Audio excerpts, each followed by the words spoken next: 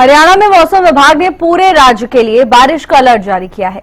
रविवार सुबह पानीपत में बूंदाबांदी हुई, दोपहर में कैथल, फतेहाबाद, नूंह में बारिश हुई।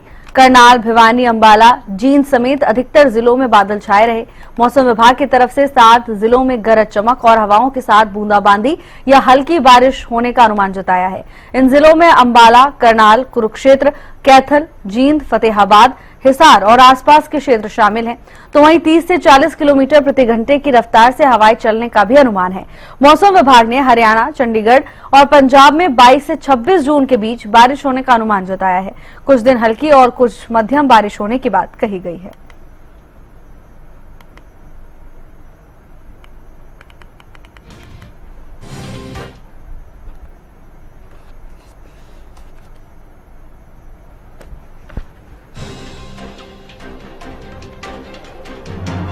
कनीना से राजीव सुल्तानिया हमारे साथ जुड़ गए हैं।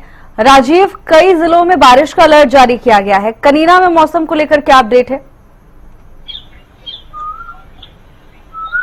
जी भावना जी, मैं आपको बताना चाहूंगा, मौसम जो है वो लगातार परिवर्तनशील बना हुआ है और पूरे प्रदेश में हल्की से मध्यम बरसात हो रही है।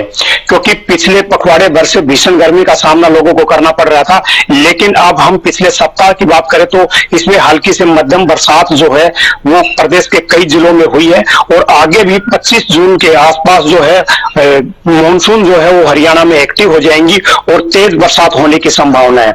लेकिन जो हल्की बरसात हुई है उससे लोगों को गर्मी से जरूर राहत की सांस मिली है, क्योंकि लगातार भीषण गर्मी पड़ने से लोगों को बड़ी दिक्कत और परेशानियों का सामना करना पड़ रहा था, क्योंकि हीट वेव चल रही थी। लेकिन अभी पिछले एक सप्ताह भर से जो हल्की से मध्यम बरसात हुई है उससे जो तापमान है वो काफी सामान्य हो गया है। यदि आज हम महेंद्रगढ़ जिले के तापमान की बात करें तो 38 से 39 डिग्री के आसपास तापमान हो गया है, क्योंकि यही जो तापमान था पीछे 45 डिग्री के आसपास पहुंच गया था। लेकिन अब जो तापमान है वो काफी सामान्य हो गया है। आज हम अब बात करें तो 10:15 बजे के आसपास जो तापमान है वो करीब करीब 34 डिग्री के आसपास है और बादलवाई हो रही है। हो सकता है शाम तक हल्की बरसात होने की संभावना है। जी बिल्कुल राजीव, बिल्कुल ठीक कहा आपने। इस बारिश से गर्मी से राहत जरूर मिली है। आप बने रहिएगा। करनाल से महेंद्र सिंह भी हमारे साथ जुड़ गए। महेंद्र, करनाल में मौसम को लेकर क्या अपडेट है? जी भावना, करनाल के मौसम की बात करें तो फिलहाल का जो तापमान है करनाल जिले का वो करीब 33 डिग्री के आसपास बना हुआ है। लेकिन हम गर्मी की बात करें या जो गर्मी महसूस हो रही है लोगों की उसकी बात करें तो इस तापमान में काफी अंतर दिखाई देता है, क्योंकि एक तापमान जो है वो थर्मामीटर के पारे में दर्ज हो रहा है और एक जो लोग महसूस कर रहे हैं।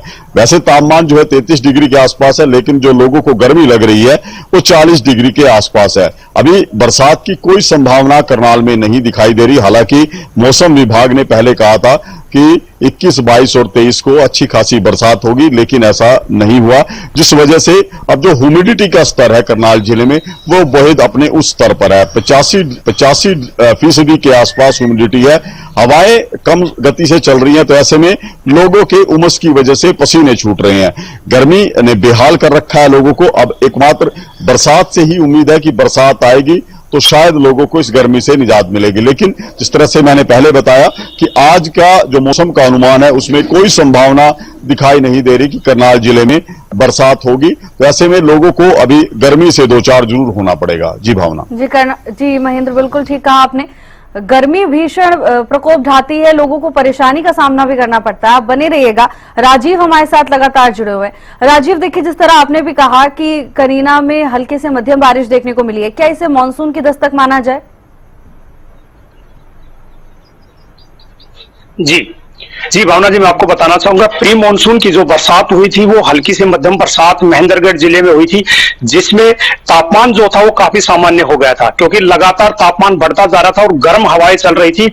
उससे लोगों को बरसात होने से काफी राहत की सांस मिली है। लेकिन आज भी बादलवाई हुई रही है और हो सकता है कि शाम तक जो ना हल्की बरसात होने की महेंद्रगढ़ जिले में संभावना है। क्योंकि आज के हम मौसम विभाग की बात करें तो उन्होंने 0 से 25% बरसात जो है वो वो महेंद्रगढ़ और रेवाड़ी जिले में दिखा रखी है, लेकिन कहीं ना कहीं जो 25% बरसात दिखा रखी है उससे बरसात होने की संभावना है, क्योंकि मौसम विभाग जब 0 से 50% बरसात दिखाता है तो वो बरसात कई बार नहीं होती है, लेकिन 0 से 25% जो बरसात दिखाते हैं वो जरूर हल्की बरसात यहाँ पे होती है। तो कहीं ना कहीं अब सामान्य तौर पर यही लोगों को राहत मिल रही है कि अभी जो तापमान है वो काफी सामान्य हो गया है और आने वाले 2 या 3 दिन के अंदर मॉनसून भी हरियाणा में दस्तक दे देगी और उससे तेज बरसात होने की संभावना है।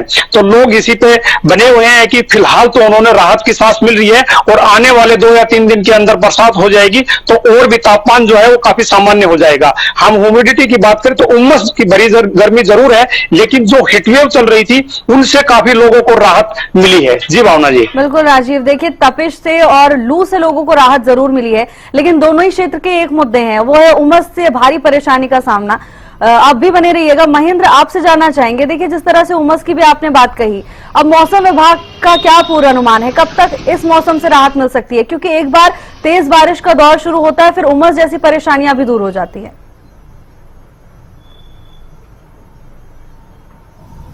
देखिए भावना, इस तरह से मौसम वैज्ञानिकों द्वारा जानकारी दी है तो हरियाणा के लोगों को फिलहाल मानसून के लिए करीब 27 जून तक का इंतजार करना पड़ेगा। हालांकि पहले ये उम्मीद जताई गई थी कि 25 जून से पहले मानसून हरियाणा में दाखिल हो जाएगा, लेकिन कुछ रफ्तार कम होने की वजह से अब इसमें देरी हुई है। 27 जून के आसपास ये कहा जा रहा है कि मानसून जो है पूरी तरह से हरियाणा में सक्रिय होगा। उससे पहले 25 जून को जरूर कुछ इलाकों में बरसात हो सकती है, क्योंकि उसे प्री मानसून भी कहा जा सकता है कि 25 और 26 तारीख को जरूर कुछ स्थानों पर बरसात होगी, जिससे मौसम में कुछ आंशिक रूप से राहत मिलेगी। लेकिन पूर्ण रूप से जो राहत है वो मानसून जब पूरी तरह से हरियाणा में सक्रिय होगा उससे ही मिलेगी, क्योंकि हम इस मौसम की बात करें जो फिलहाल चल रहा है, लू सेहत के लिए उतनी घातक नहीं होती जितनी की उमस मानी जाती है, क्योंकि उमस भरा जो मौसम है वो कई तरह की बीमारियों को पैदा करता है। खासकर जो डिहाइड्रेशन की समस्या होती है या चक्कर आने जैसी शिकायतें या उल्टी लगने जैसे मामले आते हैं वो इसी मौसम में आते हैं।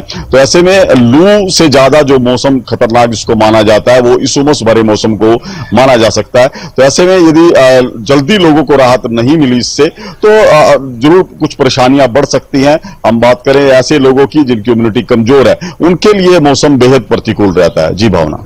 बिल्कुल महेंद्र, देखिए जैसा कि अभी आपने जिक्र किया कि उमस से लोगों को ज्यादा दिक्कत होती है, ऐसे में बीमारियां भी घर कर लेती हैं, बीमारियां भी लोगों को अपनी चपेट में ले लेती हैं। स्वास्थ्य विभाग की ओर से क्या गाइडलाइंस जारी की गई हैं और तैयारियां क्या नजर आ रही हैं स्वास्थ्य विभाग की? बिल्कुल, देखिए जहां तक स्वास्थ्य विभाग की बात करें, स्वास्थ्य विभाग भी लगातार मौसम की इन परिस्थितियों पर नजर बनाए हुए है और उसी के अनुसार अपनी तैयारियों को भी जो है मुकम्मल करता हुआ दिखाई देता है। अब जिस तरह से मौसम की परिस्थितियां बनी थी कि उमस बेहद ज्यादा थी और लोगों के पसीने छूट रहे थे, ऐसे में डिहाइड्रेशन की समस्या ना हो, खासकर छोटे बच्चों में। तो ऐसे में महिला एवं बाल विकास की तरफ से ORS के पैकेट जो है वो घर घर बच्चों को पहुंचाए गए हैं, ताकि किसी तरह से उनको डायरिया की शिकायत हो या डिहाइड्रेशन की वजह से उनके शरीर के अंदर जो पानी तत्व है उसकी कमी ना हो, उसके लिए ORS के पैकेट बांटे गए थे। इसके अलावा प्रशासन की तरफ से भी कुछ कदम उठाए गए कि जो सार्वजनिक स्थान है जैसे रेलवे स्टेशन है, बस स्टैंड है या दूसरे सरकारी दफ्तर हैं जहां बड़ी संख्या में लोग आते हैं, वहां पर पीने के पानी के पर्याप्त प्रबंध किए गए हैं, ताकि लोगों को यदि प्यास लगती है तो उनके लिए पानी उपलब्ध हो, क्योंकि इससे एक बड़ी राहत मिलती है। और इसके अलावा भी कुछ हिदायत डॉक्टर्स की तरफ से भी दी गई है कि ऐसे लोग जो दोपहर के समय बाहर निकलते हैं वो अपने शरीर को पूरी तरह से ढककर रखें। इसके अलावा समय समय पर कुछ ना कुछ तरल पदार्थ, पानी, ऐसी चीजें वो जरूर लेते रहें, ताकि शरीर के अंदर जो है वो नमी की मात्रा पर्याप्त बनी रहे। इसके अलावा महिलाओं के लिए भी कुछ गाइडलाइन जारी की गई थी कि वो दोपहर के समय जब तापमान उच्च रहता है उस समय वो कुकिंग से परहेज करें, यानी कि खाना ना बनाएं, ये उनकी सेहत पर विपरीत असर डाल सकता है। तो कुछ कदम जरूर हैं जो स्वास्थ्य विभाग की तरफ से उठाएंगे, लेकिन ये पूरी तरफ से हम बात करें कि राहत कब मिलेगी तो मौसम की जब परिस्थितियां बदलेंगी, जब मानसून पूरी तरह से सक्रिय होगा, उसके बाद ही हरियाणा के लोगों को माफ कीजिएगा, हरियाणा के लोगों को गर्मी से, इस चिपचिपाहट भरी उमस से राहत मिलेगी। जी बिल्कुल महेंद्र, इंतजार तो करना होगा, लेकिन तब तक सावधानी बरतना भी बेहद जरूरी है। बने रहिएगा आप हमारे साथ। राजीव लगातार जानकारी साझा कर रहे हैं। राजीव, देखिए आपके क्षेत्र में स्वास्थ्य प्रशासन की क्या तैयारियां देखी जा रही हैं? क्या वहां पर पर्याप्त सुविधाएं उपलब्ध हैं? क्योंकि मौसम में बदलाव होता है तो जनजीवन पर भारी असर पड़ता है। जी भावना जी, मैं आपको बताना चाहूंगा स्वास्थ्य विभाग के द्वारा जो उनकी गाइडलाइंस है वो जारी की हुई है, क्योंकि जब बरसात होती है तो मच्छर पनपते हैं और मच्छर पनपते हैं तो बीमारियां ज्यादा बढ़ने की संभावना रहती है। इसलिए स्वास्थ्य विभाग के द्वारा गांव में जो वाटर टैंक है उनमें यही कह रहा है कि भाई अपने उसमें दवाई डाल लें, क्योंकि उसमें मच्छर ना फैले, क्योंकि मच्छर से एक मलेरिया नाम की बीमारी फैलती है। इसीलिए जो पानी जहां स्टोर है वहां पर उसको पानी को ना ठहरने दे, क्योंकि उसमें भी पानी में मच्छर पनपते हैं। तो इसलिए स्वास्थ्य विभाग की जो टीमें हैं वो गांव में भी जा रही हैं, उनके द्वारा लगातार लोगों को जागरूक किया जा रहा है कि भाई कूलर में यदि ज्यादा दिन का पानी है तो उसको भी बदले और उसमें भी दवाई डाले, क्योंकि उसमें मच्छर पनपते हैं। तो मच्छर पनपने से मलेरिया नाम की जो बीमारी होती है उससे ज्यादा बढ़ने की संभावना रहती है।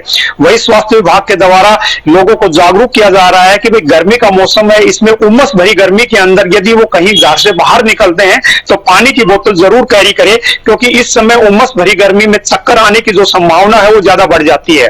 तो इसलिए वो समय समय पर पानी पीते रहें और लगातार जो है वो स्वास्थ्य विभाग के द्वारा जो एडवाइजरी जारी की जा रही है उसको फॉलो करते रहे। और यदि किसी प्रकार की किसी को परेशानी होती है तो वो डॉक्टर से जरूर परामर्श ले, उसमें कहीं लापरवाही ना बरते।